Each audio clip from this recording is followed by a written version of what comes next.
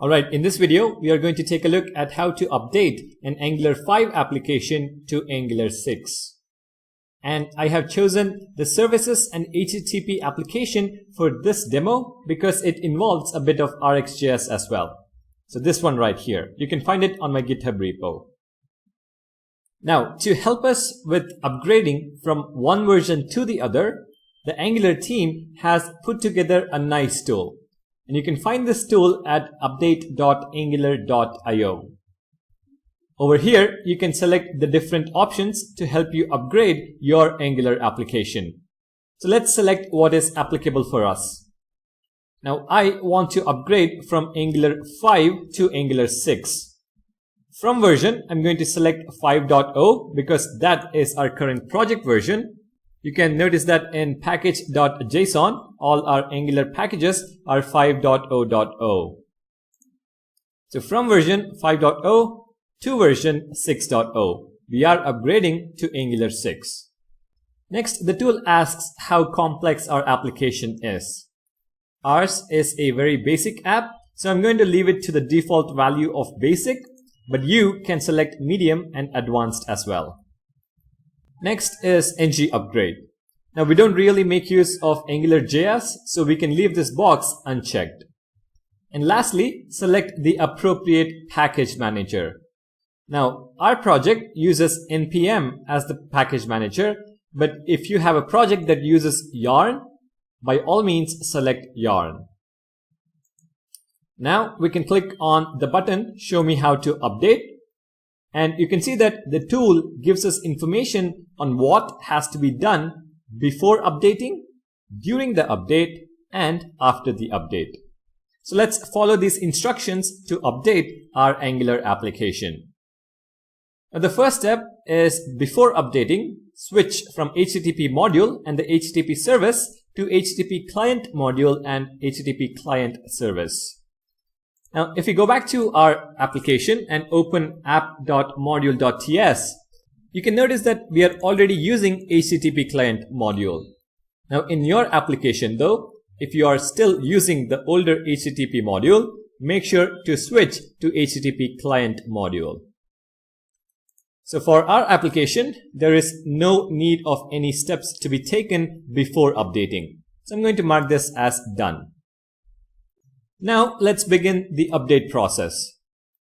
The first step, you need to make sure you're using Node 8 or later. So open command prompt and run the command node-v. Now this gives us the version of Node installed in our system. So I have version 8.9.1. If you, however, don't have at least version 8, just install Node again and it will update to the latest version. So let's mark this as done as well. The next step is to update your Angular CLI globally and locally. And for that, you can see that the tool recommends running the following three commands. The first command, npm install -g Angular CLI, is for the global update. npm install at Angular CLI without the -g option is for the local project version. And then we need to run ng update at Angular/CLI to make the necessary changes in our project. Now, all of the commands are present right here. To update Angular CLI, I prefer using their own GitHub repo page. So go to the README section of Angular CLI on GitHub and scroll down to the Updating Angular CLI section of the page. Now, if you scroll down a bit further, it mentions how to update the global package and the local package. So we are going to run these commands. Now, to update Angular CLI globally, we need to run three commands. npm uninstall -g at Angular/CLI to uninstall the current version. npm cache verify to verify your cache, and then npm install -g at Angular/CLI at latest. Now, I am not going to run these commands because I have run them beforehand. But you make sure that you have the latest version of Angular CLI installed. And how do you verify the version of CLI installed in your machine? open command prompt and run the command ng-v. Now you can see that we get an error, and that is because we are inside the services and HTTP project folder. This doesn't have a local version of Angular CLI. So I'm going to go up one level, cd ... and now I'm going to run the command ng-v. You can see that the Angular CLI word art is present, and Angular CLI 6.0.0 is the current version. Now, if at all you face an error when installing the latest version of Angular CLI, run the command npm cache clean -- force. This is going to force clear your cache, and then run the command npm install -g at angular/cli at latest. So force clear your cache and run the installation command again. That should work. Next, we need to update Angular CLI locally in the project. So in the command prompt, make sure you're in the project folder. So cd into the project folder. And now to update, let's go back and take a look at the commands. So you can see here the commands to update local project package. The first command is to remove the node modules folder. Now we in our project right now don't have a node modules folder, so we can skip this. Next, we need to run the command npm install --save -dev Angular CLI latest. So copy the command, go back to command prompt and paste the command. Let's run this. And once the command completes, in the package JSON file, you should now have Angular CLI with version 6.0.0. Alright, now that we have the latest version locally as well, we have the privilege of running the new ng-update command. So let's go back to update.angular.io, and you can notice here that the third command is to run ng-update at angular/CLI. And in fact, once you install the latest version of CLI locally, you can see that that is the recommendation as well. Run the command ng-update at angular/CLI.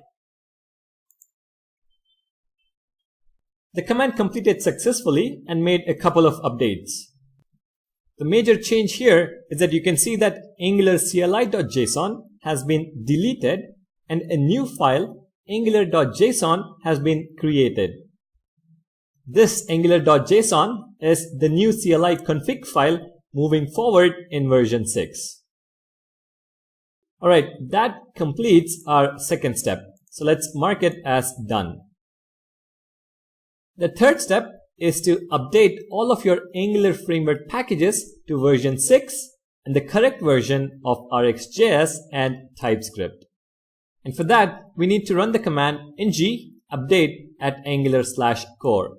So copy the command, go back to command prompt and paste it. Now you can see that the command did not complete and throws an error, incompatible peer dependencies found.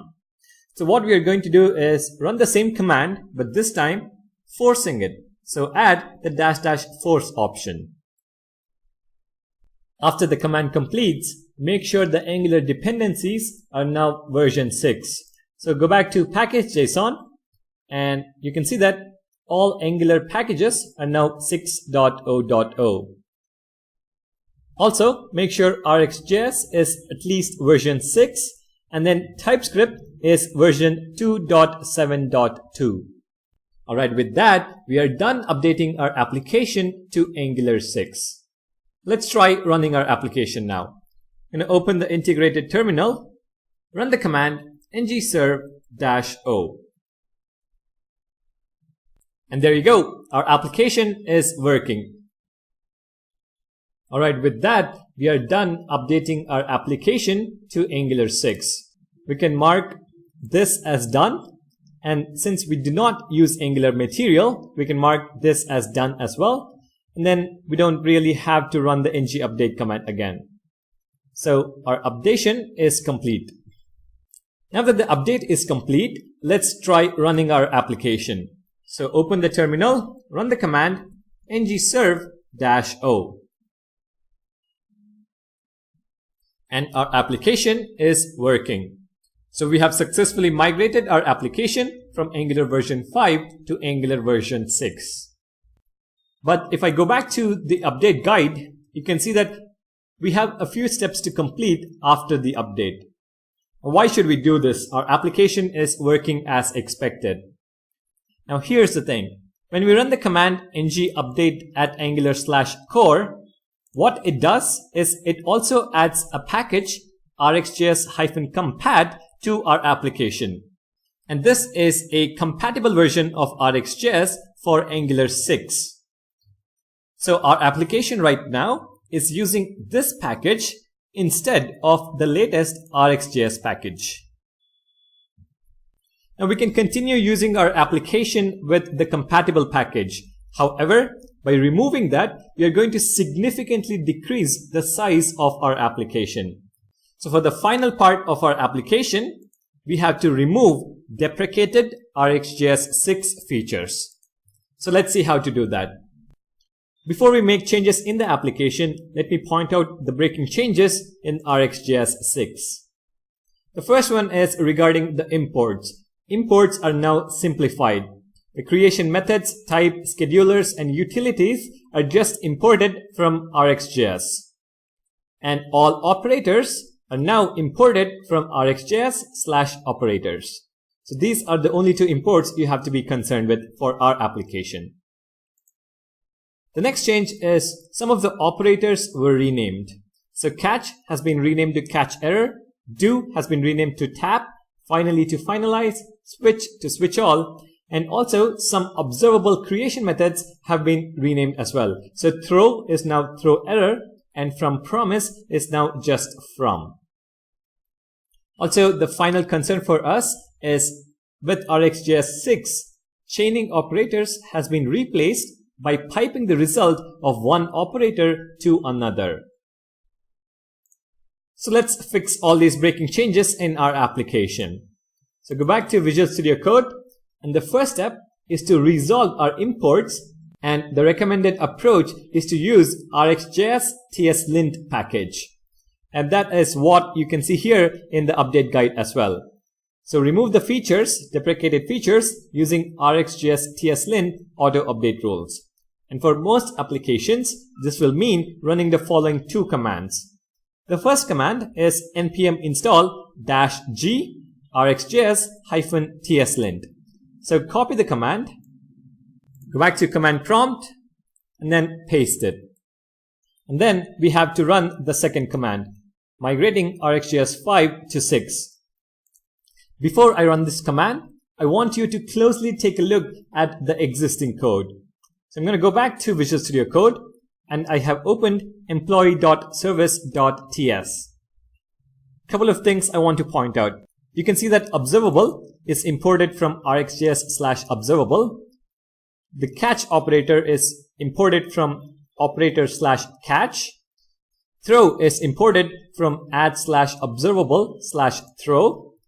In the code, we have http.get, and then we directly chain the operators, so .catch.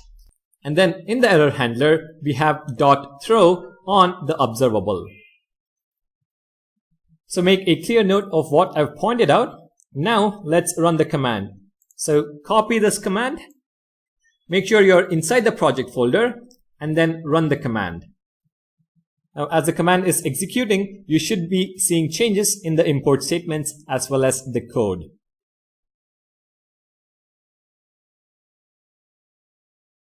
Alright, there you go. The command completed successfully. Now let's take a look at the changes. You can see that observable is now imported from RxJS. Throw has been renamed to throw error and then imported again from RxJS.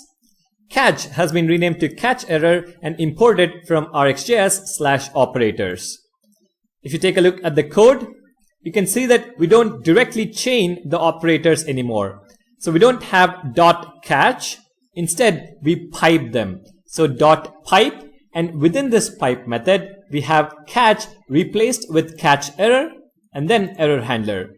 And in the error handler, instead of observable.throw, we have observable throw error, which is the alias for throw error.